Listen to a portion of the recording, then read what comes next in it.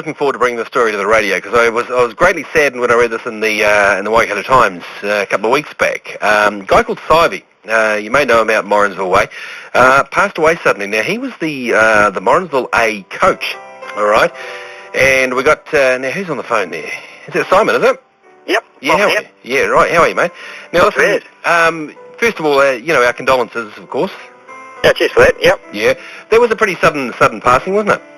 Yeah, it was. It was sad for all. I mean, obviously, we'd had a big game on the Saturday to make the semi-finals, which we had to win, and Stivey got us through with that. Yep. And then we had the sad news passed on to us on the Sunday morning that he'd passed away. So yeah, it was a hell of a shock for all.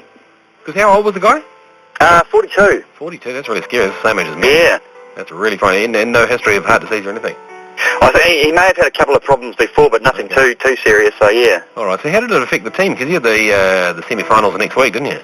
Yeah, we basically went from organising everything on the Saturday night to play in the semi-finals to having to deal with farewell and our coach all of a sudden. So it was a hell of a shock for all the boys. But we basically had a big talk amongst the team and the club and that, and got everything out there quite early. Yep. So we could get back to organising what he'd already got us to. So we had to basically back up straight away that week in his honour to finish the job that he'd started. So right, okay. And so you guys played on that. Must have been a hell of an emotional game, that semi-final against who? Yeah, it was. Like we'd asked if we could have a moment's silence before the game to line up, and genuinely when this happens, it's just the players that go out there. But he affected so many of the club, not just the A players, the B players, the 21s, that they all wanted to be out there too. So you had a massive line of Morrinsville Sports club members out there on the field, line up to pay tribute to him, and then of course the boys just had to front up on the day, and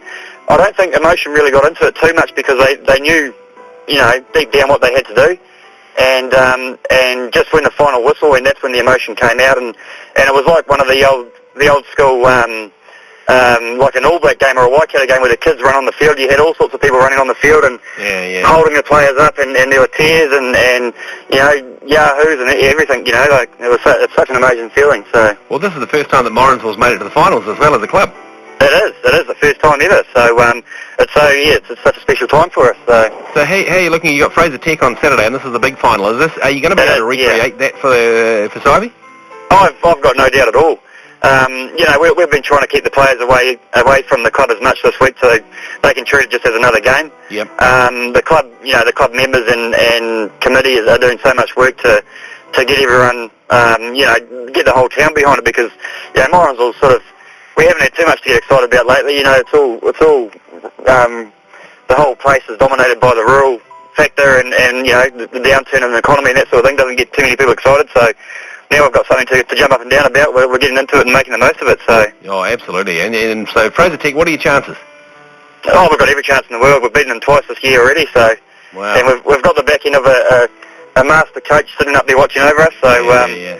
He's going to do all he can. Like we had a penalty kick to win the game on Saturday to get into the final, and it was into the wind, and the next thing the wind died down. So we believe that he stood behind the post and blocked the win for us. So. He was a big fella, so he did it well. He's hoping he can turn the pitch for you and put a bit of a hill in it as well, eh? Yeah, we will do. Best of luck, Morrinsville, this weekend, eh? Thanks very much for that. You're more than welcome. Here are the Killers. It's 8:20 Classic S.